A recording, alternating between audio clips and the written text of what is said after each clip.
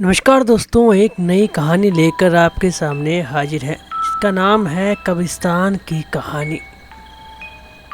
मनोहर का घर पुराने कब्रिस्तान के पीछे था। उसके घर के पीछे छत से वह कब्रिस्तान अच्छे से दिखता था। वह हर रोज कब्रिस्तान को पार करके ही अपने घर पर जाता था। मनोहर के दो बच्चे और दोनों बड़े शैतान थे। बड़े बेटे का नाम रॉकी और छोटे बेटे का नाम विक्की था। एक बार गर्मी की छुट्टियों में रॉकी और विक्की की बहन सोनिया भी आई हुई थी। तीनों मिलकर रात को लगभग 12 बजे एक रूम में ट्रुथ और डेयर गेम खेल रहे थे। रॉकी सोनिया से पूछता है कि तुम ट्रुथ लोगी या डेयर। सोनिया डेयर लेती है और पूछा कि तुम लोग कोई खतरनाक काम तो नहीं कहोगे। रॉकी बोला, ये हुई ना बात, तो जाओ अब छत से घूम कर आओ और छत पर रखे गमले से फूल तोड़ कर लाना, तभी हमें पता चलेगा कि तुम छत से होकर आई हो। सोनिया इस पर बोलती है कि छत से तो कब्रिस्तान दिखता है, मैं नहीं जाऊंगी। रॉकी और विक्की दोनों सोनिया की छत पर जाने के लिए जबरदस्ती से बोलते हैं। सोनिया छत पर जाती है और जैसे ही गमले में लगे फूल की तरफ बढ़ती है तभी उसकी नज़र कब्रिस्तान की ओर पड़ती है। कब्रिस्तान में एक सूखा पेड़ होता है। वह देखती है कि उस पेड़ पर एक सर कटी हुई लाश लटक रही है। सोनिया उसे देखती है और जोर से चिल्लाती हुई बेहोश हो जाती है। फिर जब सोनिया बहुत देर तक छत से नहीं लौटती तो रॉकी और विक्की दोनों डर जाते हैं। वह छत पर जाकर देखते हैं तो पाते हैं कि सोनिया बेहोश पड़ी है। मनोहर को बुलाते हैं और सारी बात बताते हैं। मनोहर, तुम तीनों ऐसा खेल खेलने की जुर्त क्या थी? रॉकी, तुम तो जानते हो उस कब्रिस्तान के बारे में कैसी कैसी खबरें आती है, फिर भी तुम सोनिया को रात में छत पर जाने से क्यों भेजा? रॉकी बोला, सॉरी डैड, मुझसे गलती हो गई, आगे से हम ऐसा नहीं करेंगे।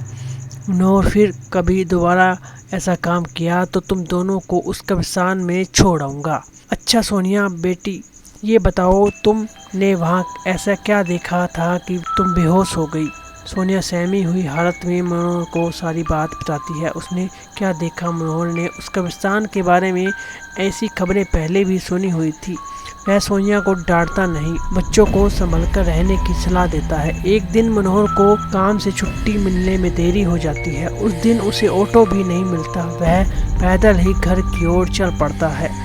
इधर विक्की और रॉकी दोनों आपस में बातें कर रहे हैं। रॉकी, विक्की, क्या लगता है कि सोनिया ने कहा वो सच है? मुझे तो लगता है कि वो सारी बातें बना रही है, वो उसका भ्रम होगा। विक्की, अरे नहीं भाई, तुमने उसकी हालत देखी नहीं? एक दिन भी यहाँ रुकने को तैयार नहीं हुई।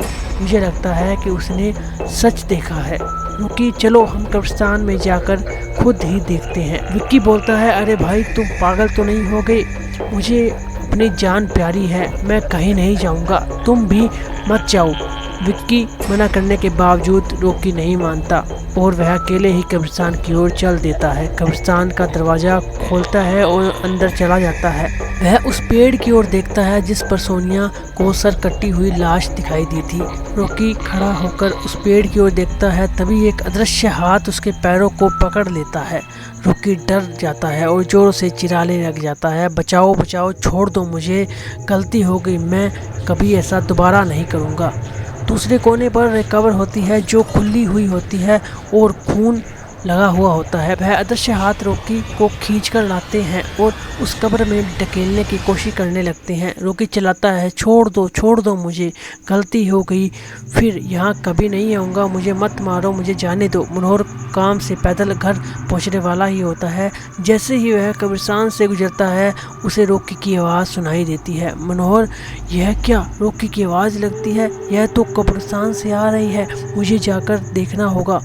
मनोहर कब्रिस्तान में चारों ओर देखता है लेकिन रॉकी दिखाई नहीं देता। वह घर लौटता है और विक्की से पूछता है, रॉकी कहाँ है? विक्की, पापा। वह बार बार मना करने के बावजूद भी रॉकी कब्रिस्तान में चला गया। वो जानना चाहता था कि सोनिया जो कह रही थी वो सच है या नहीं। मनोहर, हमारे पास बिल्कुल भी समय नहीं है, जाओ घर के मंदिर से शंख में जो चल रखा है और जल्दी से लेकर आओ, हमें रॉकी को कब्रिस्तान से लाने जाना होगा। विक्की वो जल लेकर आता है।